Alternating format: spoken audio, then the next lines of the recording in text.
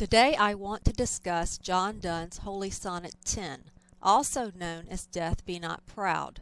The poem was written in 1633.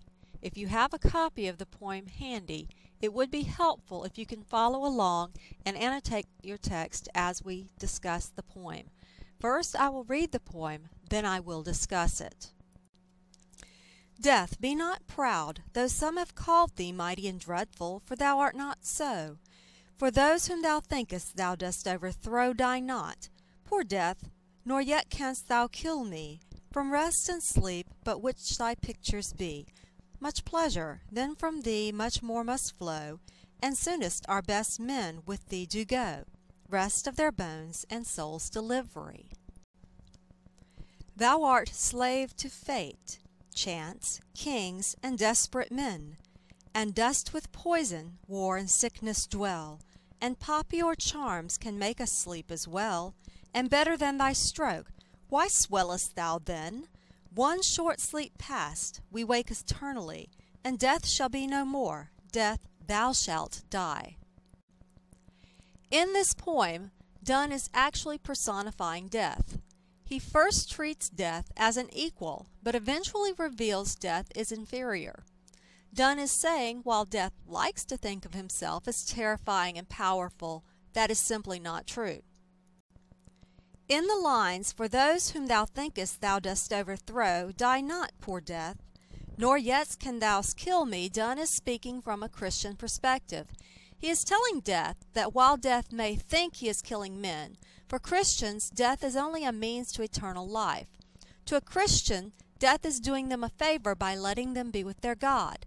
This is the holy part of the title, Holy Sonnet 10. Donne wrote, from rest and sleep, which but thy pictures be, much pleasure, then from thee much more must flow. In the Renaissance thought, sleep was considered a copy of death.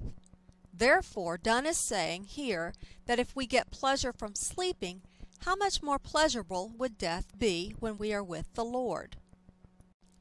In the lines, and soonest our best men with thee do go, rest of their bones and souls' delivery, Donne continues the thought that the best men go to their deaths without hesitation, knowing it will be pleasurable because it leads to the soul's delivery, an eternity in heaven with the Lord.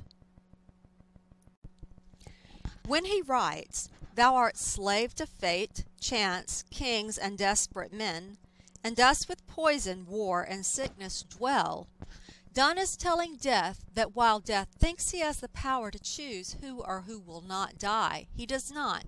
Fate, accidents, war, murder, and plagues are examples of men dying that enslave Death. By writing, and poppy or charms can make us sleep as well, and better than thy stroke, why swellest thou then? Donne gives the image of Death with his chest swelling out with pride, but Donne wants to show Death that is hubris. Donne writes that drugs such as poppy seeds can imitate death and produce a death-like slumber. So why is Death so proud? Donne closes with, one short sleep past, we wake eternally, and death shall be no more. Death, thou shalt die.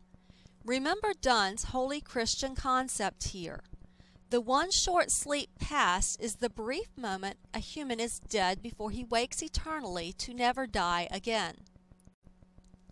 When Donne tells Death, thou shalt die, he is announcing he is going to heaven to be with his Creator where there is no more death. Donne is not afraid of death. Death is the one who should be afraid. While Holy Sonnet 10 does use traditional sonnet meter and rhyme, it does not use a traditional form and makes unconventional use of paradox.